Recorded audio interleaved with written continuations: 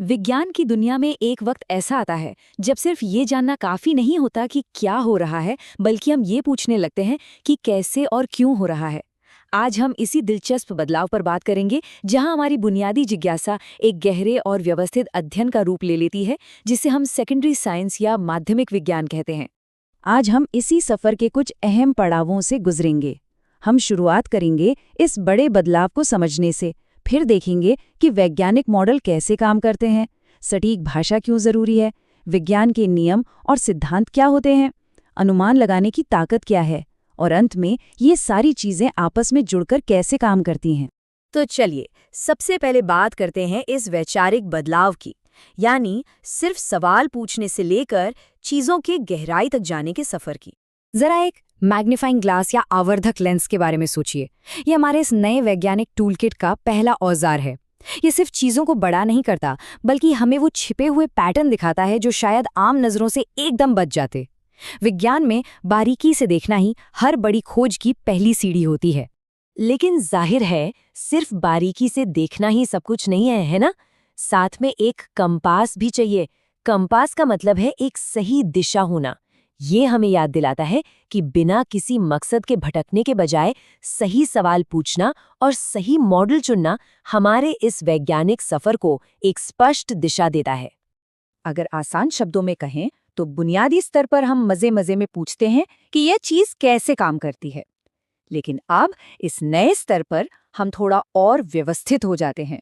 हम सिर्फ देखते नहीं हैं, बल्कि उन अवलोकनों को सटीक मापन, टेस्टिंग और मॉडल्स में बदलना सीख जाते हैं। अब आते हैं हमारे दूसरे और बड़े ही दिलचस्प टूल पर, वैज्ञानिक मॉडल। और सबसे मजेदार बात यह है कि ये मॉडल चीजों को जानबूझकर आसान बनाते हैं। चलिए इसे एक रोजमर्रा के उदाहरण से समझते हैं। क्रिकेट का एक जबरदस्त शॉट लगा। अब बड़ा सवाल ये है, क्या गेंद जमीन को छुए बिना सीधे बाउंड्री के पार जाएगी? इस सवाल का सटीक जवाब देने के लिए हमें एक मॉडल की जरूरत पड़ती है। अब यहाँ सबसे काम की बात देखिए। एक बेहतरीन मॉडल बनाने के लिए हमें बहुत सी चीजों को जानबूझकर इग्नोर करना पड़ता है। बैट किस कंपनी का है, गेंद लाल है या सफेद, या मैदान पर घास कितनी है, इन बातों से कोई फर्क नहीं पड़ता। हमें सिर्फ गेंद के वजन, उसकी स्पीड और दिशा से मतलब है। विज्ञान में इसी को सरलीकरण या सिंप्लीफिकेशन कहते हैं। आगे बढ़ते हैं गणित और सटीक भाषा की तरफ। ये वो टूल्स हैं जो विज्ञान में किसी भी तरह के कंफ्यूजन को दूर रखते हैं। विज्ञान में सटीक बात करना कितना जरूरी है, इसका अंदाजा आप इस नंबर से लगा सकते हैं, 22,300 किलोग्राम। एक बार एक हवाई जहाज को उड़ान के लिए ठीक इतने ही ईंधन की जरूरत थी, लेकिन पाउंड और किलोग्राम के बीच ऐसी भयंकर कंफ्यूजन हुई कि विमान का ईंधन बीच हवा में ही खत्म हो गया। तो याद रखिए, ये जो स्टैंडर्ड यूनिट्स होती हैं, ये महज किताबी बातें नहीं हैं, ये सच में बहुत जरूरी हैं। चलिए अब बात करते हैं भविष्यवाणियों, नियमों और सिद्धांतों की, जो हमारी वैज्ञानिक समझ को एक सही सांचे में ढालते हैं। सबसे पहले आता है नियम या लॉ। आसान भाषा में ये बस प्रकृति में बार बार दिखने वाला एक पैटर्न है। जैसे न्यूटन के नियम हमें बताते हैं कि चलती बस के अचानक रुकने पर हमें झटका क्यों लगता है। नियम हमें बताता है कि असल में क्या होता है। और इस क्या के बाद आता है सिद्धांत, यानी थ्योरी। अब ध्यान दीजिए, विज्ञान में थ्योरी का मतलब कोई हवा में लगाया गया तुक्का नहीं होता।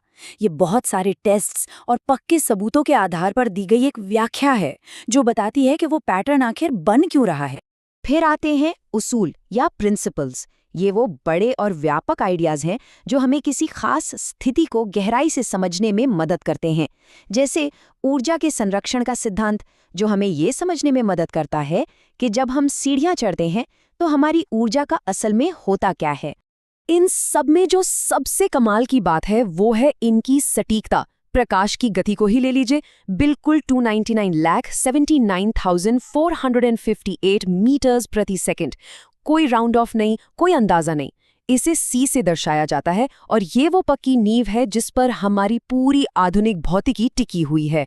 लेकिन हर बार हमें इतने भारी गणित की जरूरत नहीं होती, और यही एंट्री होती है हमारे अगले टूल की, अनुमान लगाने की शक्ति, यानी रफ एस्टिमेट्स की। मान लीजिए आपको पता लगाना है कि हम एक दिन में कितनी हवा सांस में लेते हैं। इसके लिए कोई जटिल कैलकुलेशन नहीं चाहिए, बस थोड़ा लॉजिक लगाइए। हम एक मिनट में करीब 12 से 15 सांसें लेते हैं। दिन भर में 1440 मिनट होते हैं, मतलब लगभग 20,000 सांसें। अगर एक सांस में आधा लीटर हवा जैसे एक गुब्बारे में आती है, तो कुल मिलाकर हो गए न करीब 10,000 लीटर। विज्ञान में इस तरह का तार्किक अनुमान लगाना एक बहुत ही शानदार स्किल है। और अब हमारे सफर का आखिरी और शायद सबसे जरूरी हिस्सा, एक ऐसा वैज्ञानिक संसार जहां विषयों के बीच की दीवारें टूट जाती हैं। सच तो ये है कि प्रकृति अपने घटनाओं को फिजिक्स, केमिस्ट्री या बायोलॉजी के अलग-अलग डब्बों में बंद करके नहीं रखती। एक साधारण से फेस मास्क को ही देख लीजिए। ये मास्क तभी काम करता है जब फिजिक्स, इलेक्ट्रोस्टैटिक आकर्षण, केमिस्ट्री, खास तरह के फाइबर, बायोलॉजी, वायरस कैसे बर्ताव करता है, और गणित, हवा कैसे बहती है, एक साथ मिल जाएं। असल दुनिया की हर बड़ी समस्या ऐसे ही मल्टीडिसिप्लिनरी अप्रोच से सुलझती है। तो देखा आपने, विज्ञान सिर्फ कुछ फैक्ट्स रटने का नाम नहीं है। ये तो एक बेहतरीन टूल किट है, बारीकी से देखने का, बेमतलब की चीजों को हटाकर सही मॉडल बनाने का और तार्किक अनुमान लगाने का। अब सबसे बड़ा और दिलचस्प सवाल ये है कि इस शानदार टूल किट से लैस होकर आप असल दुनिया की किस नई पहेली को सुलझाने वाले हैं, क्योंकि विज्ञान का असली मजा तो अब शुरू होता है।